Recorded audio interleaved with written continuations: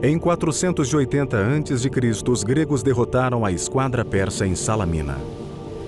A aura de invencibilidade que cingira esse império desapareceu. Mas o Império Persa ainda tinha dias de poder e glória pela frente. 15 anos depois, em 465 a.C., o grande rei Xerxes morreu. Xerxes legou o império ao seu filho, Artaxerxes, que estava decidido a restaurar os anos dourados da Pérsia. Ele começou voltando sua atenção a um projeto de construção iniciado por seu avô Dario. 4 décadas após ser iniciada, Persépolis, a soberba capital, estava ainda em construção. Agora, Artaxerxes supervisionaria um dos últimos projetos de construção do Império Persa. Hoje o conhecemos como o estupendo Salão das 100 Colunas. Sabemos que o hall de 60 metros quadrados era praticamente perfeito. O mais notável nas colunas de Persépolis é que quando se olha para todas elas e elas se levantam centenas de metros para o céu, não há nenhuma peça fora do lugar, é uma vertical muito perfeita. Eles trabalhavam com o que consideramos ferramentas primitivas, com pedaços de pedras e talhadeiras de bronze, só isso. Por outro lado, a estriagem das colunas de Persépolis é tão perfeita que esse é claramente um trabalho de arte. As colunas são construídas em cilindros, 7 ou 8 cilindros apoiados um em cima do outro. É feito com andaimes em toda a área ao redor da coluna e então, com um tipo de guindaste, movia-se cada coluna para o seu lugar. Qualquer rei ou governador de uma terra distante ou qualquer pessoa que entrasse naquele hall se impressionaria com a sua vastidão e com a sua floresta de colunas que iam até onde a vista não mais alcançava. Uma conquista incrível. Ao longo do Império, os persas ainda produziam alguns dos mais extraordinários feitos de engenharia do mundo antigo. Em 353 a.C., a esposa de um governador local construiu um magnífico túmulo para seu marido agonizante. O tributo dela a ele seria um prodígio de engenharia e uma das 7 maravilhas do mundo antigo, o Mausoléu de Halicarnasso. O monumento de mármore erguia-se a 41 metros, incluindo um grande pátio. O teto era uma pirâmide, com escadarias em cada lado, um caminho para o céu. Mais de 25 séculos depois, o túmulo do presidente americano Ulysses Grant, em Nova York, seria inspirado no Mausoléu de Halicarnasso.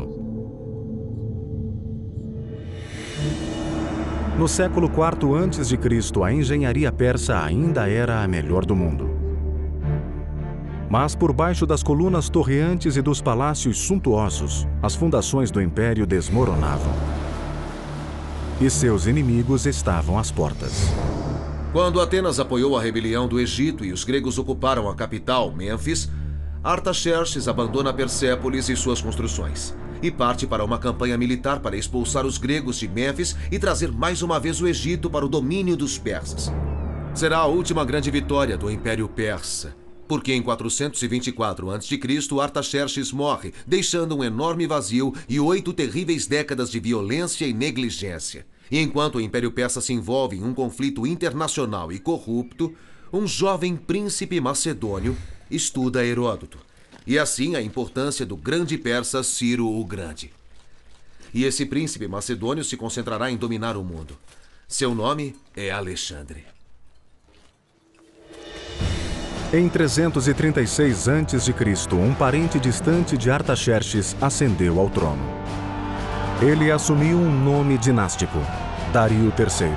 Ele sempre será lembrado como o rei que perdeu o império. Nos 4 anos seguintes, Alexandre e Dario III confrontaram-se em uma série de ferozes batalhas, com o exército de Dario sendo lentamente empurrado de volta aos seus umbrais. Em 330 a.C., Alexandre estava nos portões da cintilante capital do império, Persépolis. Alexandre adotou a política persa de respeitar a derrota. Nenhum de seus homens podia saquear ou espoliar as terras que conquistavam, mas como acalmar tantos soldados após a vitória do império mais magnífico do planeta? Talvez os soldados estivessem impacientes ou com raiva, ou talvez lembrassem de como Atenas foi queimada pelos persas. De qualquer forma, em Persépolis eles não deixaram barato. Grandiosas celebrações tomaram conta do local após a vitória e durante as comemorações toda a cidade foi saqueada e então um dos atos mais tristes da história aconteceu. Persépolis foi queimada.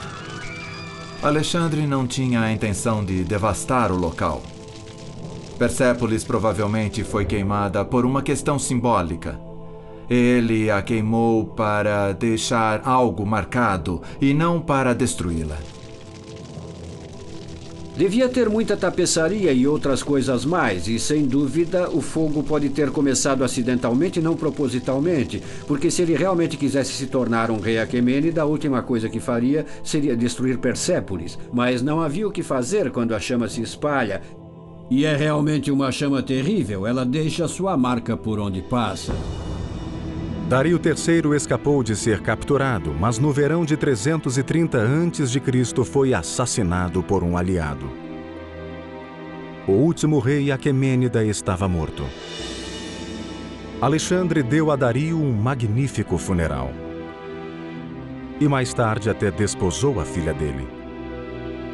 Em seguida, proclamou-se um rei persa Aquemênida. E escreveu o último capítulo da história do Império, que se estendera por 3 continentes e durara 2.700 anos. Alexandre, admirador dos reis persas, caçou os assassinos de Dario e os matou com as próprias mãos. Alexandre acreditava que apenas reis poderiam matar outros reis, mas teria ele realmente assassinado Dario?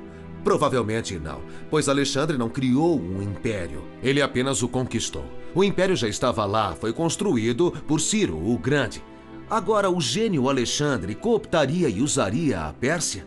Um império que existia antes mesmo de seu nascimento, e um império cujo legado de cultura, sofisticação e luxúria perpetuaria mesmo após sua morte.